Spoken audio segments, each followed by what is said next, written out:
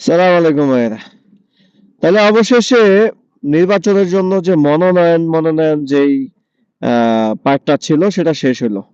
এটা কিন্তু খুব ভালোভাবে হয় নাই। বাংলাদেশে নির্বাচনটা তাহলে কেমন হবে বলতে পারতেছি না। আপনারা একটু বললেন। আর এই নির্বাচনে অলরেডি সবগুলা দলকেই কিন্তু একটা আলাদাভাবে বলা যায় মূল্যায়ন করা হইলো এবং এই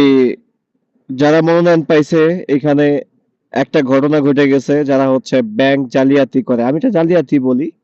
এটা ব্যাংককে ধ্বংস করে দেয় বাংলাদেশে মোটামুটি এখন 13টা থেকে 15টা ব্যাংক নাকি এই মাসে বন্ধ হয়ে যাবে কারণ এই ব্যাংক জালিয়াতির কারণে এই ব্যাংক জালিয়াতি যারা করছে তাদের নাকি মনোনয়ন দিয়া নির্বাচন কমিশন ইসি বলতেছে যে টাকাটা দিয়ে দিয়েন আচ্ছা ঠিক আছে টাকাটা দিবে কোত্থেকে অবশ্যই আমাদের পকেট থেকে দিবে এরকমও শুনতেছি তো আবার যারা দ্বৈত নাগরিকত্ব পাওয়া তাদের অনেককেই দেওয়া হয়েছে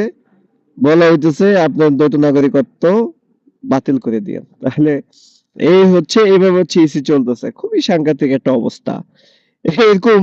কত গোঁজামিল দিয়া যে নির্বাচন হবে এটা চিন্তা করতেছি আবার এই দিক দিয়ে যে অস্ত্রগুলা এই আন্দোলনের সময় থানা থেকে চুরি হয়েছিল সেই অস্ত্রগুলাও কিন্তু উদ্ধার হয় নাই তাহলে একটা আশঙ্কা কিন্তু আমরা সবাই করতেছি বিদেশে আছি মনটা পড়ে দিচ্ছে দেশে কাজ করতেছি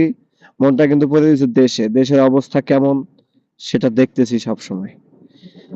এখন দেখি কি হয়